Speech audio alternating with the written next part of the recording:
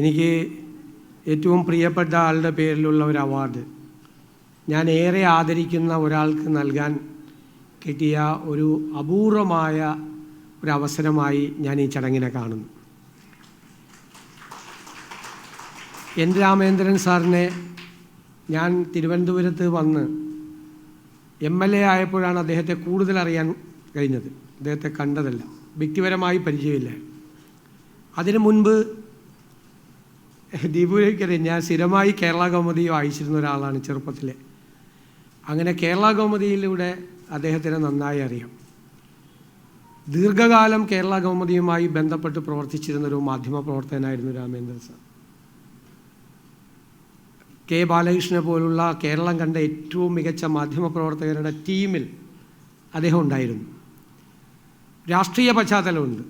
KSP ആയും പിന്നീട് RSP നേതാവായും Shri Babu Divakaran ഇരിക്കുന്നു. ശ്രീ TK ദിവാകരൻ സാറിനെ പോലുള്ള പരിണതപ്രജ്ഞനായ ഒരു രാഷ്ട്രീയ നേതാവ്, മന്ത്രിയായപ്പോൾ അദ്ദേഹത്തിൻ്റെ പ്രൈവറ്റ് സെക്രട്ടറിയായും അങ്ങനെ ഒരുപാട് ചുമതലകൾ നിർവഹിച്ച് വളരെ ലാളിത്യത്തോടു കൂടി അദ്ദേഹം മാധ്യമ പ്രവർത്തന മേഖലയിൽ തൻ്റെ വ്യക്തിമുദ്ര ചാർത്തിയ ഒരാളാണ്.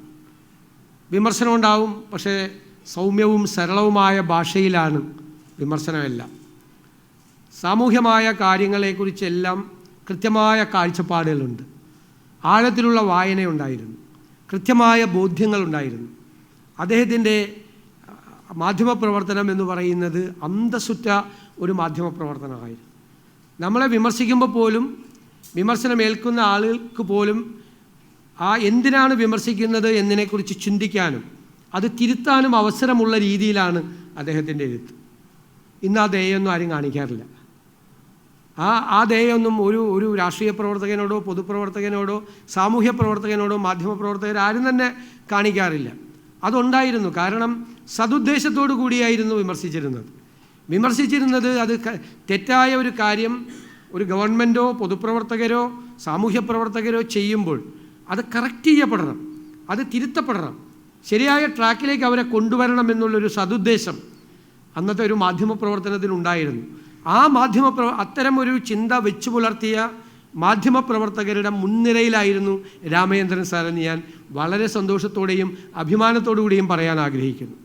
എനിക്ക് അദ്ദേഹത്തെ ഞാൻ പറഞ്ഞല്ലോ, എനിക്ക് പരിചയമില്ല, പക്ഷേ എന്നെ അദ്ദേഹം സഹായിച്ചിട്ടുണ്ട്. 2011 ഞാൻ അസംബ്ലിയിൽ 3ാമത്തെ പ്രാവശ്യം 2 പ്രാവശ്യം വിജയിച്ചതിന് ശേഷം മത്സരിക്കുകയാണ്. കടുത്ത മത്സരമാണ്. കാരണം എൻ്റെ നിയോജകമണ്ഡലം ഡീലിമിറ്റേഷൻ നടത്തി പുതിയ നിയോജകമണ്ഡലമായി. ആ പുതിയ നിയോജകമണ്ഡലം വന്നതിന് ശേഷം പാർലമെൻറ്റിലേക്ക് നടന്ന മത്സരത്തിൽ പ്രൊഫസർ KV തോമസ് മാസ്റ്റർ ഒരു 10,000 വോട്ടിനോടെ പുറകിൽ പോയി. എന്നോട് എല്ലാ സീനിയർ നേതാക്കന്മാരും ഉപദേശിച്ചു, അവിടെ മത്സരിക്കരുത്, അപകടമാണ്. അപ്പോൾ AK ആന്റണി അടക്കമുള്ള ആളുകൾ എന്നോട് പറഞ്ഞു, വളരെ ശ്രദ്ധിക്കണം, വേറെ ഏത് സീറ്റ് വേണമെങ്കിലും ചോദിച്ചോ തരാം, താൻ അസംബ്ലിയിൽ വരണം. അപ്പോൾ ഞാൻ പറഞ്ഞു, എൻ്റെ ആഗ്രഹം മത്സരിക്കുന്നെങ്കിൽ അവിടെ തന്നെ മത്സരിക്കണമെന്ന്. പക്ഷെ കടുത്ത മത്സരമാണ്. ശ്രീ പന്നിയൻ രവീന്ദ്രൻ അന്ന് വളരെ തിളങ്ങി നിൽക്കുന്ന, ഇപ്പോഴും തിളങ്ങി അദ്ദേഹം നിൽക്കുന്നത്, അദ്ദേഹം സ്ഥാനാർത്ഥിയായിട്ട് വരിക കൂടി ചെയ്തു. അപ്പോൾ കടുത്ത മത്സരത്തിലേക്ക് പോവുകയാണ്. അത്രയും ആര് ജയിക്കും ആര് തോൽക്കുമെന്ന് പറയാൻ പറ്റാത്ത. അപ്പോൾ ഞാൻ ഒരു ആയുധം പുറത്തിറക്കി. അതായത് കേരള ശബ്ദത്തിൽ ഒരു കോളം ഉണ്ടായിരുന്നു എൻ രാമേന്ദ്രൻ സാറിൻ്റെ. അപ്പോൾ ഈ 12ാം നിയമസഭ പൂർത്തിയാക്കിയപ്പോൾ അദ്ദേഹം ഒരു ആർട്ടിക്കിൾ ആ കോളത്തിൽ എഴുതിയിരുന്നു 12ാം നിയമസഭയെക്കുറിച്ച്. അതിൽ അദ്ദേഹം വിശദമായിട്ട് എൻ്റെ നിയമസഭാ പ്രവർത്തനത്തെക്കുറിച്ച്, ഞാൻ ഇപ്പോഴും കരുതുന്നത് കഴിഞ്ഞ 25 വർഷക്കാലത്തെ എൻ്റെ നിയമസഭാ പ്രവർത്തനത്തിൽ ശ്രീ ഉമ്മൻചാണ്ടി പ്രതിപക്ഷ നേതാവായിരുന്ന 2006 മുതൽ 2011 വരെയുള്ള കാലഘട്ടത്തിലാണ് ഞാൻ ഏറ്റവും കൂടുതൽ ഇപ്പോഴും ആസ്വദിക്കുന്നത്. ഏറ്റവും നല്ല, ഞാൻ യുദ്ധപർവം എന്നാണ് എൻ്റെ ആ 5 വർഷക്കാലത്തെ വിശേഷിപ്പിക്കാറുള്ളത്. ഏറ്റവും കൂടുതൽ നിയമസഭാ നടപടികളിലൊക്കെ പങ്കെടുത്ത കാലമാണ്. അതിനെക്കുറിച്ച് അദ്ദേഹം അതിമനോഹരമായി, എന്നെ പരിചയമില്ല, ഞാനൊരു ഫോണിൽ പോലും അദ്ദേഹത്തോട് സംസാരിക്കാത്ത ഒരാളെക്കുറിച്ച് അദ്ദേഹം എഴുതിയ വാക്ക് 12ാം കേരള നിയമസഭ VD സതീശൻ്റേതായിരുന്നു എന്ന് പറഞ്ഞിട്ട് ഒരു മുതിർന്ന മാധ്യമ പ്രവർത്തകൻ എഴുതിയ അതിമനോഹരമായ ഒരാളെക്കുറിച്ച് എത്രമാത്രം നമുക്ക് പുകഴ്ത്തി പറയാൻ പറ്റുമോ അതിൻ്റെ എക്സ്ട്രീമിൽ പോയിട്ട് അദ്ദേഹം ഞാനിപ്പോഴും സൂക്ഷിച്ചു വെച്ചിട്ടുണ്ട്. എൻ്റെ ജീവിതത്തിൽ കിട്ടിയ ഏറ്റവും വലിയ നിയമസഭാ പ്രവർത്തനത്തിന് എനിക്ക് കിട്ടിയ ഏറ്റവും വലിയ കോംപ്ലിമെൻ്റായിട്ടാണ് രാമേന്ദ്രൻ സാറിനെ പോലുള്ള ഒരാൾ. നമ്മുടെ പരിചയക്കാരെ എഴുതുമ്പോൾ നമ്മളുള്ള സ്നേഹം കൊണ്ടാണെന്നൊക്കെ നമ്മൾ വിചാരിക്കും. പരിചയമില്ലാത്ത, ഞാൻ ആദ്യമായിട്ട് അദ്ദേഹത്തെ ഫോണിൽ സംസാരിക്കുന്നത് ഈ ആർട്ടിക്കിൾ വായിച്ച അന്നാണ്. ഞാൻ ചോദിച്ചു, സാറ് എന്നൊരു പരിചയമില്ലാതെ സാറിങ്ങനെ. അപ്പോൾ സാറ് വളരെ നല്ല വാക്കുകൾ പറഞ്ഞ് എനിക്ക് വലിയ പ്രചോദനവും വലിയ പ്രോത്സാഹനവും നൽകി. ഇനിയും ഒരുപാട് കാര്യങ്ങൾ ചെയ്തു തീർക്കാനുണ്ട് എന്നുള്ളൊരു ആത്മവിശ്വാസം എന്നിൽ തന്നു. ഞാൻ ആദ്യമായിട്ടാണ് ഒരു ചടങ്ങിൽ വെച്ച് അത് പറഞ്ഞത്. അന്ന് ഞാൻ ആ തിരഞ്ഞെടുപ്പല്ലേ ഇത് പ്രിൻ്റ് ചെയ്ത്, ഈ എൻ രാമേന്ദ്രൻ സാറിൻ്റെ പ്രിൻ്റ് ചെയ്ത് കംപ്ലീറ്റ് എല്ലാ വീട്ടിലും എത്തിച്ചു. അതിനേക്കാൾ വലിയ ഒരു തെരഞ്ഞെടുപ്പ് പ്രചരണത്തിൻ്റെ ഒരു സംഭവമില്ലല്ലോ, എല്ലാ വീടുകളിലും. അപ്പോൾ രാമേന്ദ്രൻ സാറിനെ കുറിച്ച് കൂടി ഒരു നല്ല പാരഗ്രാഫ്, ആരാണ് രാമേന്ദ്രൻ സാർ എന്ന് നല്ലൊരു പാരഗ്രാഫ്, എന്നേക്കാൾ നന്നായിട്ട് അദ്ദേഹത്തെ അങ്ങനെ ഒരാളാണ് എന്നെക്കുറിച്ച്. ഇലക്ഷൻ ക്യാമ്പയിൻ അങ്ങനത്തെ ചില നമ്പറുകളൊക്കെ ഉണ്ടാവും, പുതുശ്ശേരിക്കറിയാം. അങ്ങനെ അതാണ് വലിയ ടേണിംഗ് പോയിൻ്റ് ആയിരുന്നു. അപ്പം നമ്മുടെ ആളുകൾക്ക് അവരുടെ MLA നിയമസഭയിൽ നന്നായി പ്രവർത്തനം നടത്തിയെന്നുള്ളൊരു അഭിമാനം കൂടി അവരുടെ ആളുകൾക്ക് വരും. ഞാൻ നല്ല ഭൂരിപക്ഷത്തിൽ ജയിച്ചു, വലിയ ഭൂരിപക്ഷത്തിൽ ജയിച്ചു, 11,000 വോട്ടിൻ്റെ ഭൂരിപക്ഷത്തിൽ ജയിച്ചു. അപ്പം ഞാൻ എന്നും കടപ്പാടോടുകൂടി ഓർത്തിരിക്കുന്ന ഒരാളാണ് രാമേന്ദ്രൻ സാർ. ആദ്യം അദ്ദേഹത്തിൻ്റെ ഒരു ഫൗണ്ടേഷൻ്റെ ചടങ്ങിൽ അദ്ദേഹത്തോടുള്ള നന്ദി പരസ്യമായി പറയാൻ കഴിഞ്ഞതിലുള്ള സന്തോഷം കൂടി ഞാനിവിടെ പങ്കുവയ്ക്കും. പിന്നെ അവാർഡ് കൊടുക്കുന്നത് ഡോക്ടർ S. സോമനാഥനാണ്. നമുക്കെല്ലാം കുട്ടിയായിരിക്കുമ്പോൾ മുതൽ ഈ ബഹിരാകാശ കാര്യങ്ങളെക്കുറിച്ച് നമുക്ക് ഭയങ്കരമായ താല്പര്യവും ഭയങ്കര സന്തോഷമാണ് അല്ലേ. ഇന്ത്യ മുന്നിൽ നിരയിലേക്ക് വന്നു, ലോകരാജ്യങ്ങളുടെ ഒപ്പം ബഹിരാകാശ രംഗത്ത് ഇന്ത്യ മുന്നിലേക്ക് വന്നു. ഞാൻ ജവഹർലാൽ നെഹ്റുവിനെ കുറിച്ച് ഇന്നലെ നടത്തിയ ഒരു ഇൻ്റർവ്യൂവിലും അദ്ദേഹം ISRO സ്ഥാപിച്ച് VSSC സ്ഥാപിച്ചതിനെക്കുറിച്ചെല്ലാം വളരെ വിശദമായിട്ട് അതിനെക്കുറിച്ച് പറഞ്ഞു. അപ്പോൾ കുട്ടികളായിരിക്കുമ്പോൾ മുതൽ നമുക്കൊരു സ്പേസ് സയൻസിനോട് നമുക്കൊരു വലിയ താല്പര്യവും നമുക്കൊരു വിസ്മയവുമുണ്ട് സ്പേസിനോട്. പിന്നെ APJ അബ്ദുൽ കലാമിനെ പോലുള്ള ആളുകൾ എല്ലാവരും വന്നു. Doctor S. സോമനാഥ് മലയാളിക്ക് മുഴുവൻ അഭിമാനമായ ഒരാളാണ്. ഈ രംഗത്ത്, ബഹിരാകാശ രംഗത്ത് ലോക പ്രശസ്തി നേടിയിട്ടുള്ള ഒരു വലിയ ഒരാളാണ് ബഹിരാകാശ ശാസ്ത്ര രംഗത്ത്. അദ്ദേഹം അതിനകത്ത് ഇന്ത്യയിൽ ഒരാൾക്ക് ഇരിക്കാൻ പറ്റാവുന്ന ഏറ്റവും തലപ്പത്ത് ബഹിരാകാശ സെക്രട്ടറി ആയിട്ടും അതുപോലെ ISRO ചെയർമാനായും സേവനമനുഷ്ഠിച്ചു എന്നുള്ളത് ഓരോ മലയാളിക്കും അഭിമാനിക്കാൻ കഴിയുന്ന കാര്യമാണ്. ഞാൻ ആദ്യം MLA ആയപ്പോൾ കേരളത്തിൽ ആദ്യമായി MLA-മാരുടെ ഒരു MLA-യുടെ നേതൃത്വത്തിലുള്ള ഒരു വിദ്യാഭ്യാസ പദ്ധതി ആരംഭിച്ചു. ആദ്യം MLA ആയപ്പോൾ തന്നെ അതിപ്പോഴും നടന്നുകൊണ്ടിരിക്കുന്നുണ്ട്. സദ്ഗമയ എന്നാണ് അതിൻ്റെ പേര്. അപ്പോൾ ഈ ജവഹർലാൽ നെഹ്റുവിനെ വായിച്ച് സയൻറ്റിഫിക് ടെമ്പറെല്ലാം അറിഞ്ഞ് എപ്പോഴും കുട്ടികൾക്കൊരു ശാസ്ത്രബോധം ഉണ്ടാക്കണം എന്ന് വിചാരിച്ചിരിക്കുമ്പോഴാണ് ഇദ്ദേഹത്തിൻ്റെ നേതൃത്വത്തിൽ ചന്ദ്രയാൻ വിക്ഷേപിക്കപ്പെടുന്നത്. അപ്പോൾ ഞാൻ സദ്ഗമയ വിദ്യാഭ്യാസ പദ്ധതിയുടെ ഒരു സബ്സിഡിയറിയായി ശാസ്ത്രയാൻ എന്ന പേരിൽ ഈ ചന്ദ്രയാൻ്റെ പേര് വെച്ചിട്ടുള്ളൊരു പദ്ധതി എൻ്റെ നിയോജക മണ്ഡലത്തിൽ അന്ന് ആരംഭിച്ചു. അന്ന് ഞങ്ങൾ ISRO-വുമായി, ബൊട്ടാണിക്കൽ ഗാർഡൻ, CWRD, കേരളത്തിലെ മുഴുവൻ ശാസ്ത്ര ഗവേഷണ സ്ഥാപനങ്ങളുമായി ഈ കുട്ടികളെ ബന്ധപ്പെടുത്താൻ വേണ്ടിയിട്ടുള്ള പ്രോജക്റ്റുകൾ, അവിടെ നിന്നുള്ള ശാസ്ത്രജ്ഞന്മാർ വന്ന് ക്ലാസ് എടുത്ത് സയൻസിനോടും മാത്തമാറ്റിക്സിനോടും കുട്ടികൾക്ക് താല്പര്യമുണ്ടാക്കാൻ, ശാസ്ത്രബോധം വളർത്താൻ വേണ്ടിയിട്ടുള്ള ഒരു ശ്രമം കൂടി നടത്തി.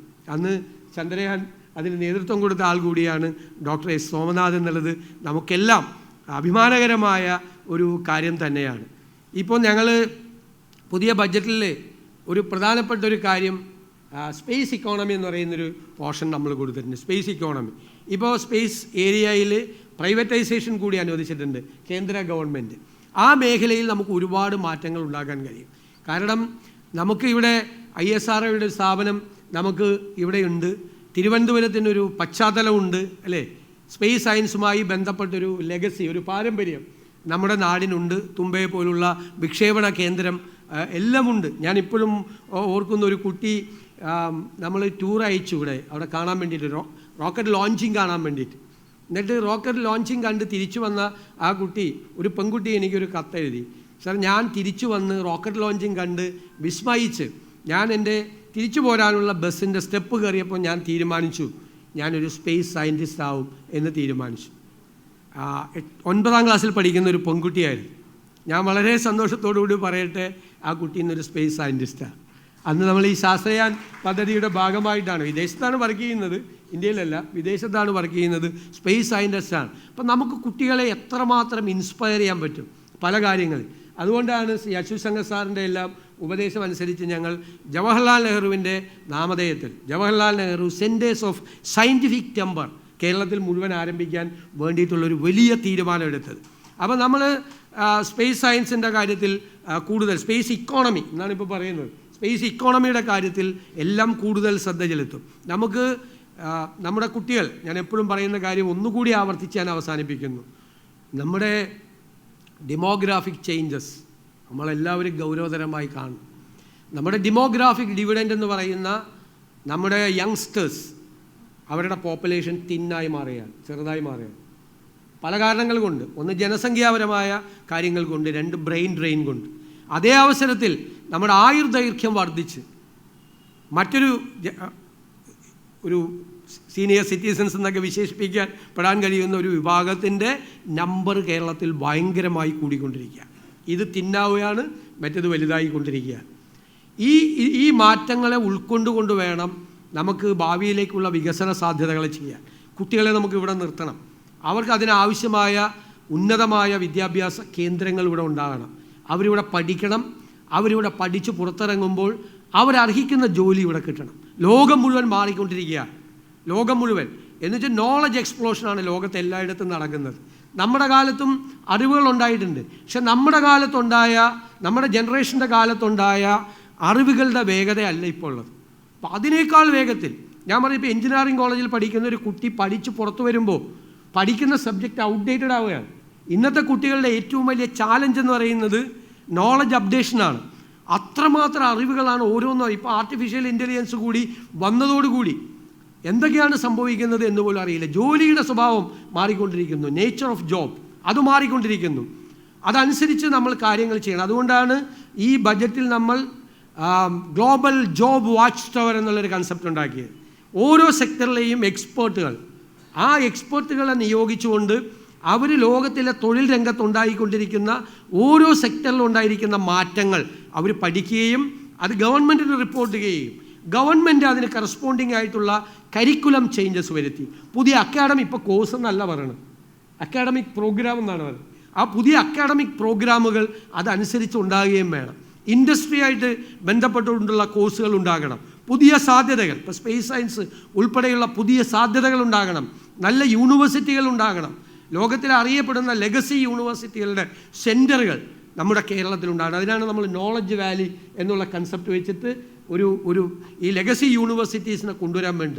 കുട്ടികളെ ഇവിടെ നിർത്തുക മാത്രമല്ല, വിദ്യാഭ്യാസ കാര്യത്തിൽ കേരളത്തിന് നമുക്കൊരു ഡെസ്റ്റിനേഷൻ പോയിൻ്റ് ആക്കണം.